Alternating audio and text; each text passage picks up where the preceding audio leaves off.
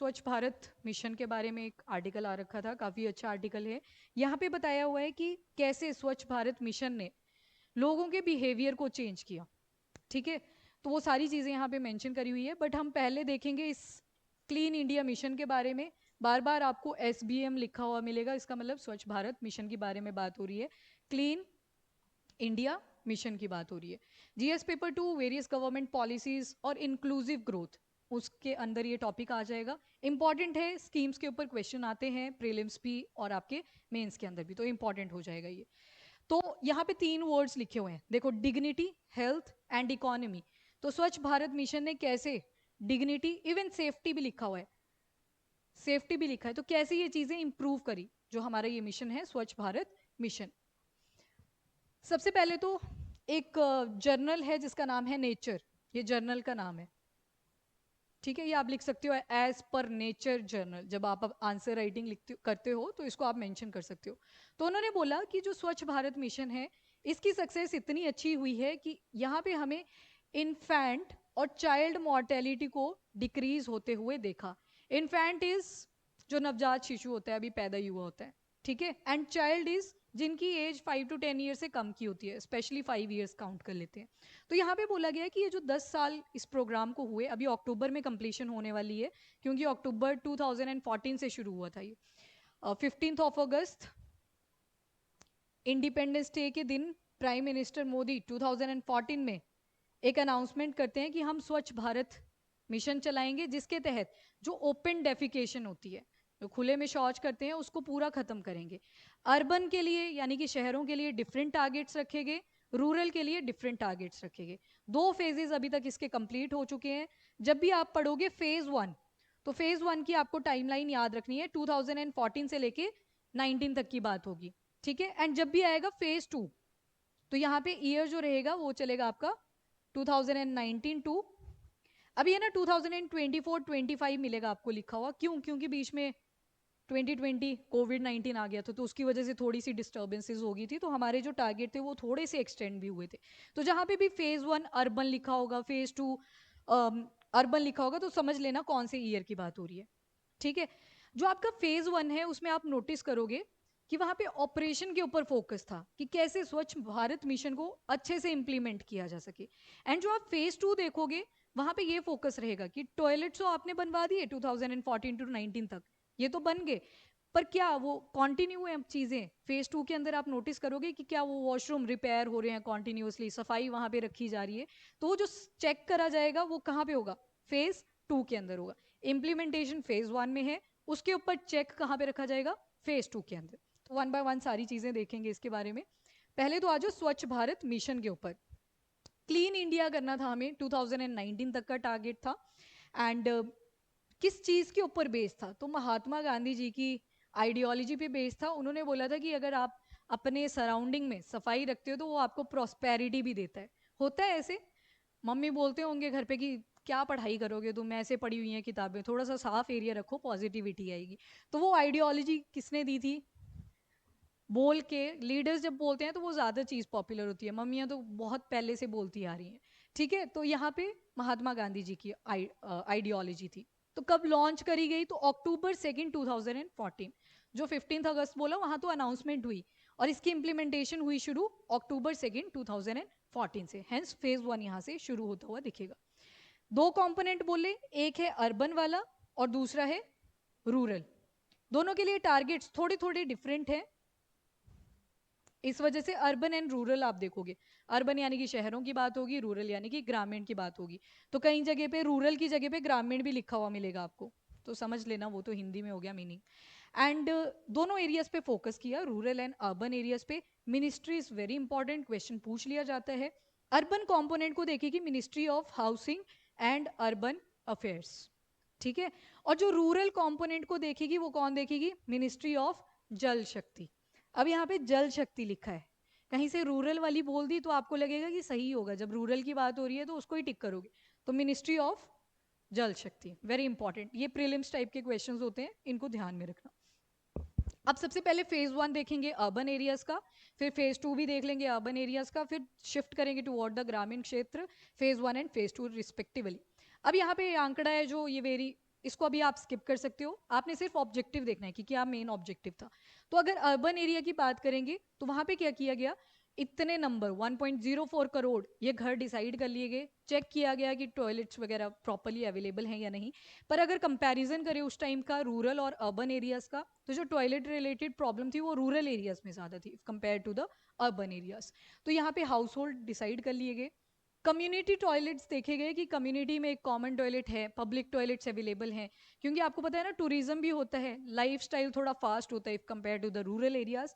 तो यहाँ पे मेन फोकस कहाँ पे किया गया, पहला तो टॉयलेट्स के ऊपर, स्पेशली द पब्लिक टॉयलेट्स। अब ऐसे नहीं है कि डेफिकेशन पे फोकस था स्वच्छ भारत अभियान का, बड़े सारे थे। उज्ज्वला स्कीम आपने सुनी होगी जिसमें सिलेंडर्स दिए गए थे, राइट, उज्ज्वला स्कीम जिसमें सिलेंडर दिए गए थे, क्योंकि जब वुड जलाई जाती है तो उससे धुआं ज़्यादा प्रोड्यूस होते हैं, ना सिर्फ एनवायरनमेंट को ख़राब करता है, जो खाना बना रहा है उसकी प्रेजेंस में बैठा हुआ है उसके हेल्थ को भी इम्पैक्ट करता है। और जब हेल्थ इम्पैक्ट होगा, अगेन गवर्नमेंट को बोलेंगे कि थोड़ी सी फंडिंग कर दो, रेज कोई स्कीम लेके आओ, तो उससे बर्डन पड़ जाता है गवर्नमेंट पे भी और जो लोग उस चीज़ को यूज़ कर रहे हैं। तो बड़ी सारी स्कीम्स थी, पर जो रिपोर्ट आ रखी है वो स्पेशली किस पे है, ओपन डेफिकेशन के ऊपर। तो यहाँ पे पहली तो चीज़ आ गई टॉयलेट। दूसरा लिखा है सॉलिड वेस्ट मैनेजमेंट फैसिलिटी। आपने देखा होगा कूड़े को सेपरेट कर रहे होते हैं, जब ये रैक पिकर्स आते हैं, गीला कूड़ा एक तरफ बोल रहे होते हैं, सूखा कूड़ा दूसरी तरफ। आप कैसे फेंकते हो कूड़ा घर पे, लगाए हैं दो दो डस्टबिन कि एक में ही दिया होता है गेड़ा, लगाए हैं, बहुत कम ने लगाए हैं, मुझे पता चल गया। सेपरेट ही रखा करो, वो उनको भी बेचारों को हेल्थ इश्यूज ही रहते हैं, वो तो नंगे हाथों से लगे होते हैं प्रॉपर, नो ग्लव्स कुछ नहीं। पर ठीक है, तो यहाँ पे पहला फोकस टॉयलेट्स पे आ गया, दूसरा आ गया सॉलिड वेस्ट मैनेजमेंट के ऊपर। फिर आप सुनते हो अबाउट इंदौर क्लीनेस्ट सिटी, क्यों, क्योंकि उन्होंने अपना जो ये सॉलिड वेस्ट मैनेजमेंट है इसके ऊपर साइंटिफिक मेथड्स लगाए हुए हैं प्रॉपर, कि जो गीला कूड़ा है उसको सेपरेट करो, ओपन एरिया में लेके जाओ, वहाँ पे बैक्टीरियाज डालते हैं कि ये सारा डिग्रेड ही हो जाए, ठीक है। और कई जगह पे खाद बना रहे हैं उसी वेस्ट की, कई जगह पे रोड्स में यूज कर लिया जा रहा है जो प्लास्टिक वगैरह है आपका, वो सारी चीजें। तो सॉलिड वेस्ट मैनेजमेंट पे फोकस किया, ये दूसरा पॉइंट आ जाएगा। एंड तीसरी फिर से पब्लिक टॉयलेट्स की बात करी गई है कि जो भी बस स्टेशन है, टूरिस्ट स्पॉट्स हैं, पार्क्स हैं, वहाँ पे भी प्रॉपरली टॉयलेट्स अवेलेबल होने चाहिए। तो ओवरऑल आप देख रहे हो टॉयलेट के ऊपर ज़्यादा फोकस किया गया फर्स्ट फेज के अंदर। Then coming to second phase, अब सेकेंड फेज की बात हो रही है, तो ईयर कौन सा आएगा अजितेश, ठीक है। तो फेज टू की अब बात हो रही है, यहाँ पे बोला गया कि सिटी को क्या बनाना है, गार्बेज फ्री, ठीक है। तो हुआ है ये, आपको पता है ये वेग ही होगा, अभी इसकी आएगी रिपोर्ट, ऑल दो 100% लिखा होगा तो वो झूठ होगा। तो गार्बेज फ्री बनाना है, अब सिटीज जो है उनको गार्बेज फ्री बनाना है। दूसरा बोला गया 3R वाला मॉडल इंप्लीमेंट करना है ना। 3R आपने बचपन से पढ़ा है, किसी ने ना सुना हो इसके बारे में, सुना है ना 3R। जब भी एनवायरमेंट के आंसर्स लिखते हो इस टर्म को जरूर यूज किया करो, इवन साइंस एंड टेक में भी ये यूज हो जाता है। 3R, reduce, reuse, recycle. Reduce का मीनिंग बताओ जी एग्जाम्पल के साथ। रीयूज तो छोड़ो कि बार बार चीज़ों को, जो रिसोर्सेज आप यूज़ कर सकते हो उनको रीयूज़ करो। फॉर एग्जाम्पल कपड़े आ गए आपके, ग्लास के वो जार होते हैं, कॉफ़ी वगैरह परचेज करते हो बाहर से तो उनको फिर से यूज़ कर लो रादर देन फेंकने से, तो वो तो रीयूज़ आ गया। Recycle, best out of waste, participation करिए कभी बेस्ट आउट ऑफ वेस्ट में। एक बार वहाँ पे कंपटीशन हुआ कॉलेज के अंदर ना, और उन्होंने बोला बेस्ट आउट ऑफ वेस्ट, हमने तो प्रॉपर वेस्ट से ही बनाया, एक ने बहुत सुंदर बनाया हुआ था दुकान से सामान खरीद के, और उसको फर्स्ट प्राइज मिला, समझ रहे हो, ये है 3R। देन रिड्यूस, हाँ जी रिड्यूस का बताओ। रिड्यूस में हम, यस, जैसे सब्जी वगैरह खरीदने के लिए जाते हैं तो यहाँ पे क्या कर सकते हैं, प्लास्टिक बैग की जगह पे अपना जूट बैग ले जाओ। तो मतलब जहाँ पे हमारे पास ऑप्शंस अवेलेबल हैं, ट्राई करो जो चीज़ एनवायरमेंट को इम्पैक्ट कर रही है उसका यूज ही रिड्यूस कर दो, ठीक है। तो 3R मॉडल के ऊपर फोकस किया गया। अगेन फर्स्ट केस में सॉलिड वेस्ट मैनेजमेंट पूरा नहीं हुआ था तो दोबारा से इसको लिखा गया। जैसे टू डू लिस्ट बनाते हैं ना, और फिर लिखते हैं कि आज ये करूंगा, ये करूंगा, ये करूंगी, वो करूंगी, और फिर वो कंप्लीट नहीं होते, तो फिर वहाँ पे राउंड लगाया जाता है, फिर अगली टू डू लिस्ट में लिख दिया जाता है कि दोबारा से लिखना पड़ेगा, फिर से करना पड़ेगा। तो दैट हैपन। तो ये था आपका अर्बन मिशन जो स्वच्छ भारत मिशन के अंडर था। ओके, अभी महक, महक नहीं, मेघना, मेघना बताएगी कौन सी मिनिस्ट्री रूरल वाले का सर्वे कर रही थी, ठीक है, वेरी गुड। चलो जी, जल शक्ति जो मिनिस्ट्री है आपकी वो इसको देखेंगे। अब जो मेन फोकस आपको दिखेगा वो ODF के ऊपर दिखेगा, यानी कि खुले में कोई भी शौच ना करे, ओपन डेफिकेशन फ्री। बहुत सारी मूवीज भी आपने देखी होंगी जिसमें इस इशू को बहुत ज्यादा हाईलाइट करा गया है। अक्षय कुमार की भी थी एक मूवी। तो मुझे ना एक दो कंसर्न्स बता दो कि अगर कोई ओपन डेफिकेशन करता है तो उससे क्या क्या प्रॉब्लम्स आ सकती हैं। यस, हाइजीन, सैनिटेशन, ठीक है। और आपका एक सस्टेनेबल डेवलपमेंट गोल है जो कि राइटर ने भी लिखा हुआ है, which deals with sanitation and clean water. 6, very good, 6। Yes. अब बताओ, जो भी आज तक आपने मूवीज देखी हैं जहां पे ये इशू हाईलाइटेड था, और क्या क्या कंसर्न्स हो सकते हैं। यस, डिजीज आ जाएंगी, यस वेरी गुड। और यस, सेफ्टी, सेक्सुअल हैरेसमेंट, वो भी बहुत अच्छे से हाईलाइट करा हुआ था उस मूवी के अंदर। Women again face the problem like sexual harassment. तो ये सारे कंसर्न्स यहाँ पे आप मेंशन कर सकते हो। तो जब फेज 1 आया तो मेन फोकस किया गया ODF के ऊपर कि ओपन डेफिकेशन फ्री बनाना है हमें, रूरल एरियाज को भी। अब यहाँ पे इंसेंटिव्स दिए गए लोगों को कि अपने घर में टॉयलेट बनाए जाएं।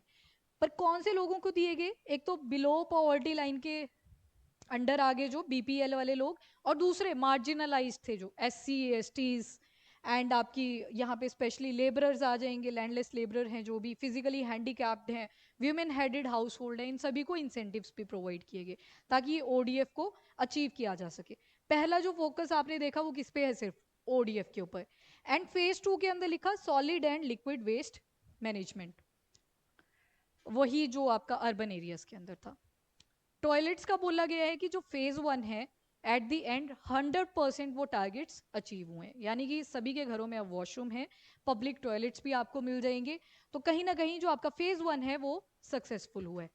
नाउ जब फेज 2 के ऊपर हम आते हैं, अब देखना है कि टॉयलेट तो बन गए, सेम जैसे उज्ज्वला स्कीम के तहत सिलेंडर तो प्रोवाइड कर दिए, बाद में प्राइसेस इतने महंगे हुए, प्राइसेस इतने इंक्रीज हुए कि लोगों ने वो रिफिल ही नहीं करवाए। तो वही चीज अब देखनी है स्वच्छ भारत मिशन के अंदर, जो फेज 2 होगा, जिसकी रिपोर्ट आपको अभी अक्टूबर के बाद में मिलेगी। उसमें पूरी चीजें बताई होंगी कि कितनी चीजें यहाँ पे हमने अचीव करी। ये 80% के आसपास आएगा डाटा, 100% मैंने बोल दिया आपको वो झूठ होगा, ठीक है। क्योंकि अभी भी हमें ये चीजें, अक्टूबर तो आ गया, नेक्स्ट ही मंथ है, तो अभी हमें खुद ही वेग लग रही हैं। एनीवेज, तो ये सारी वही चीज़ें लिखी हैं यहाँ पे, डाटा है, उनको आप यूज़ कर सकते हो। तो यहाँ पे बोला गया कि जो स्वच्छ भारत मिशन है, इन्होंने अराउंड 550 मिलियन जो इंडियंस हैं, उनकी जो ट्रेडिशनल हैबिट थी खुले में शौच करने की, उस बिहेवियर को चेंज किया, ठीक है, अराउंड 550 मिलियन। अच्छा, जब पॉपुलेशन कम थी ना, तो अगर ओपन डेफिकेशन होती भी थी तो उससे उतनी बीमारियां नहीं होती थी। फिर पॉपुलेशन का सर्ज हुआ, ठीक है, अब देखो लैंड ही बहुत ज़्यादा है, लोग कम हैं, तो उससे उतना इम्पैक्ट नहीं पड़ेगा। पर जब पॉपुलेशन इंक्रीज हो गई है और फिर ओपन डेफिकेशन हो रही है, then it will lead to sanitation problems, disease आ जाएंगी, सेक्सुअल हैरेसमेंट के केसेस, सेफ्टी इश्यूज, फिर आप सारी चीज़ें मेंशन कर सकते हो। And 100 million household toilet जो है वो कंस्ट्रक्ट करवाए गए बाय गवर्नमेंट। उसके बाद ये वही वर्ड्स आगे दोबारा से। तो एक चीज तो हमें पता चली सेफ्टी वाली, कि अब विमेन को बाहर नहीं जाना पड़ेगा वॉशरूम के लिए, तो एक तरह से सेफ्टी भी इंश्योर हुई, सेफ्टी एंड सिक्योरिटी। डिग्निटी भी आ ही जाएगी, डिग्निटी तो अब बड़ा ब्रॉड वर्ड आ गया, इसमें सेफ्टी भी आ जाएगा, हेल्थ रिलेटेड इशू, सैनिटेशन, वो सब कुछ ही आ जाएगा। तो ये जो सारी चीजें हैं वो अचीवमेंट में लिखी गई। ऑल्सो नेचर जर्नल में ही लिखा गया है कि पहले इन्फेंट और ये जो children below the age of 5 years हुआ करते थे, इनका डेथ रेट बहुत ज्यादा था, मॉर्टेलिटी थी। मॉर्टेलिटी मतलब डेथ रेट की बात हो रही है, मॉर्टेलिटी, डेथ रेट। अब बोला गया कि ये जो स्वच्छ भारत मिशन की जब इम्प्लीमेंटेशन अच्छे से हुई तो 60,000 टू 70,000 इतने बच्चों की जान अब बच जाती है एनुअल बेसिस के ऊपर, सालाना। तो यहाँ पे एक चीज और लिखी गई है कि पहले ये जो सैनिटेशन वाला टॉपिक था, इसको टैबू माना जाता था, ठीक है। तो 2014 में ये फॉर द फर्स्ट टाइम बात करी गई कि हमें सैनिटेशन पे भी फोकस करने की जरूरत है। तो ये अच्छे पॉइंट्स थे, इनको नोट कर लेना। नाउ एग्जीक्यूशन क्या कैसे कैसे करी गई, तो आपने मन की बात सुना होगा, रेडियो के ऊपर भी आता था, ईमेल्स पे भी आया होगा आपको। स्कूल टाइमिंग में 2014 जिनकी स्कूलिंग है, आपसे बोला होगा कि मेल अपनी अपनी यहाँ पे रजिस्टर कर लो, मन की बात में आप अपने पॉइंट ऑफ व्यूज रख सकते हो, मोदी जी खुद आपसे बात करेंगे, ऐसे वैसे बोला होगा आपको। तो मन की बात ये इसकी वजह से कहीं ना कहीं एग्जीक्यूशन ज़्यादा अच्छे से हो पाई। इन शॉर्ट, जहाँ पे पब्लिक के साथ डायरेक्ट कम्युनिकेशन हो पाई, उस वजह से बोला जा रहा है कि जो एसपीएम है उसकी ज़्यादा अच्छी से एग्जीक्यूशन हुई। नाउ सेकंड चीज़ जो पूछी जा सकती है वो है कि सेंट्रल सेक्टर है, सेंटर स्पॉन्सर्ड है, तो कौन सी लग रही है आपको? ये स्पॉन्सर्ड की ही कैटेगरी में आएगा, बिकॉज यहाँ पे ऑफिशियली आपको स्पॉन्सर्ड नहीं मिलेगा। क्यों? क्योंकि यहाँ पे डोनेशंस भी अलाउड है। ठीक है, डोनेशंस भी दिए हैं, बड़ी बड़ी यूनाइटेड नेशन की जितनी भी ऑर्गेनाइजेशन है उन्होंने भी यहाँ पे डोनेशन दे रखे हैं। एक मूवी थी उसमें यूनिसेफ से डोनेशन आया था स्कूल की कंस्ट्रक्शन के लिए, हाफ गर्लफ्रेंड, यस, उसमें ये इशू दिखाया गया है। ठीक है, उस मूवी को देखना, वहाँ पे डोनेशन आता है बाद में स्कूल की कंस्ट्रक्शन के लिए, क्योंकि वहाँ पे लड़के ही जाते थे स्कूल में, लड़कियों को सिक्योरिटी रिलेटेड इशू था, घर के काम करवाए जाते थे, तो बाद में वहाँ पे फंडिंग आती है, डोनेशन। तो उसी की तरह यूनिसेफ ने यहाँ पे भी डोनेशन करा हुआ है। उसके बाद यहाँ पे बोला गया क्यों इतना सक्सेसफुल हुआ, क्योंकि यहाँ पे पॉलिटिकल विल थी, जो लीडर है प्राइम मिनिस्टर हैं वो खुद भी इन्वॉल्व थे कि इस चीज को ज्यादा से ज्यादा प्रमोट करना है, फर्स्ट थिंग। दूसरा बोला गया पार्टनरशिप। पार्टनरशिप, हाँ जी, कौन सा एसडीजी आ जाएगा? 17। तो यहाँ पे बोला गया ना सिर्फ सेंटर और स्टेट, इवन फॉरेन कंट्री से भी बहुत अच्छी पार्टनरशिप मिली ताकि इस चीज को प्रमोट किया जा सके। तीसरी चीज, दैट इज पब्लिक पार्टिसिपेशन। लोगों ने भी बढ़ चढ़ के हिस्सा लिया स्वच्छ भारत मिशन के अंदर, जिसकी वजह से ये कहीं ना कहीं खूब ज्यादा सक्सेसफुल हुआ। ओके, नेक्स्ट चलते हैं। नाउ अक्टूबर 2 2019 से आपका फेज 2 शुरू हो जाता है, जिसमें ये इंश्योर करना था कि जो फेज 1 में हमने टारगेट्स अचीव किए वो कॉन्टिन्यूसली ऐसे ही ऑपरेशनल रहे। तो मतलब एक तरह से चेक था, क्योंकि आपके 2019 में जो स्टेट्स थी उन्होंने डिक्लेयर कर दिया कि हम ओपन डेफिकेशन फ्री हैं, अब सबके घर पे क्या है? टॉयलेट है। ठीक है, तो डिक्लेयर कर दिया था। फिर आप इंदौर वगैरह ये हो गए सिटीज, इनके एग्जाम्पल सुनते रहते हो बार बार। नाउ ये जो मिशन था पूरा का पूरा एसपीएम, तो इसके पीछे की पर्सनालिटी कौन थी? तो एक सिविल सर्वेंट है जिनका नाम है Parameswaran Iyer, Indian civil servant है। आज के टाइम पे ये वर्ल्ड बैंक ग्रुप के एग्जीक्यूटिव डायरेक्टर हैं, उससे पहले नीति आयोग के सीईओ रह चुके हैं। तो इनकी देख लो एस्टेब्लिशमेंट, सिविल सर्वेंट से कहाँ की जर्नी है, वर्ल्ड बैंक ग्रुप तक की। ठीक है, तो इन्होंने ये एग्जीक्यूशन में हेल्प करी थी, जिसकी वजह से ये मॉडल इतना ज़्यादा सक्सेसफुल हो पाया। आपको पता है ना, ये मिनिस्ट्री के पीछे प्रॉपर लीडर्स कौन होते हैं बैठे हुए? ऑफिशियल्स ही बैठे होते हैं, सिविल सर्वेंट्स जिनके आगे आगे प्रमोशंस हुई होती हैं, तो वही बना रहे होते हैं ये सारी रिपोर्ट्स। आपने भी यही काम करना है आगे जाके, तो थोड़ा सा इसको भी ध्यान में रखना। अच्छी केस स्टडी है, इवन एग्जाम्पल भी बहुत अच्छा है, यू कैन एड इट। उसके बाद लेसन्स क्या क्या मिले, तो लेसन के लिए चलेंगे हम नाइजीरिया। एक मीटिंग होती है Mahatma Gandhi international sanitation convention अक्टूबर 2018 में, जहां पे चेयर इसको करा था एक तो प्राइम मिनिस्टर मोदी थे, और साथ में यूनाइटेड नेशन के सेक्रेटरी जनरल थे, उन्होंने तो चेयर कर दिया। उसके अलावा बहुत सारी कंट्री से 55 हेल्थ एंड सैनिटेशन मिनिस्टर आ रखे थे। जब मोदी जी ने अपना मॉडल बताया ये कि कैसे कैसे हमने एसबीएम को इम्प्लीमेंट करा, तो नाइजीरिया जैसी कंट्री जहाँ पे ये इशू देखने को मिलता है, तो नाइजीरिया ने भी क्या किया, जैसे वो वापस गए ना सैनिटेशन मिनिस्टर, उन्होंने वहाँ पे क्लीन नाइजीरिया की एक कैंपेन शुरू कर दी। ये लिखिए, क्लीन नाइजीरिया कैंपेन। तो उन्होंने भी एक मिशन चला दिया सेम जैसे आपका एसपीएम है। तो इंस्पिरेशन मिली फॉरेन कंट्रीज को भी। चलो क्रिटिकली एनालाइज आ गया तो आपको एक इंटरनेशनल एग्जाम्पल बढ़िया मिल गया। ठीक है, तो जितनी भी डेवलपिंग कंट्रीज थी उन्होंने यहाँ पे पार्टिसिपेशन करा हुआ था। डेवलप्ड ने तो क्या ही करना था आके, वो तो बोलते हैं तुम कर रहे हो पॉल्यूशन जो डेवलपिंग है।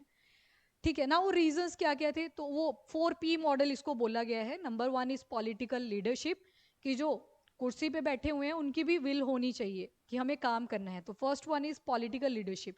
दूसरा पब्लिक फाइनेंसिंग, यानी कि जो इंसेंटिव देखे अभी हमने कि इंसेंटिव दिए गए प्रॉपर, जिनको रिक्वायरमेंट थी, जिनके पास वॉशरूम बनाने के पैसे नहीं थे, क्योंकि ऑन एन एवरेज ये देखा गया कि ₹65,000 तक का खर्चा आ जा रहा था एक वॉशरूम बनाने के लिए, तो इंसेंटिव भी दिए गए। तो यहाँ पे बोला गया बिकॉज फंड की जो एलोकेशन थी सेंटर स्टेट लोकल लेवल पे वो प्रॉपर हुई, जिसकी वजह से ये सक्सेसफुल हुआ।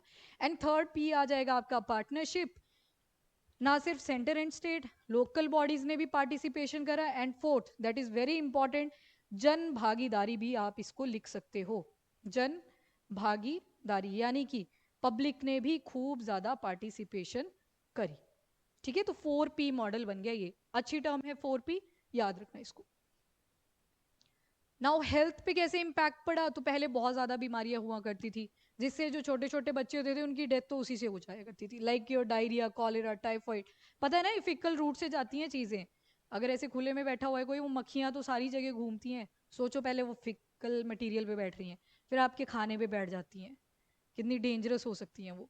तो बोला गया जब ओपन डेफिकेशन फ्री मॉडल को यहाँ पे अपनाया गया तो हेल्थ के ऊपर पॉजिटिव इम्पैक्ट्स मिले।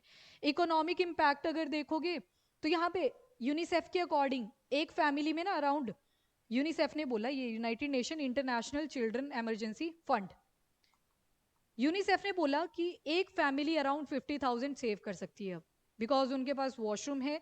तो जहाँ पे बीमारियों को ट्रीट करने के लिए खर्चा होना था वो अब यहाँ पे सेव हुआ।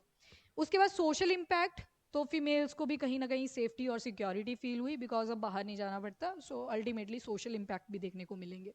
सो ये आगे आपके SBM के अच्छे से इम्पैक्ट्स। उसके बाद SDG 6 के बारे में बात करी हुई है राइटर ने।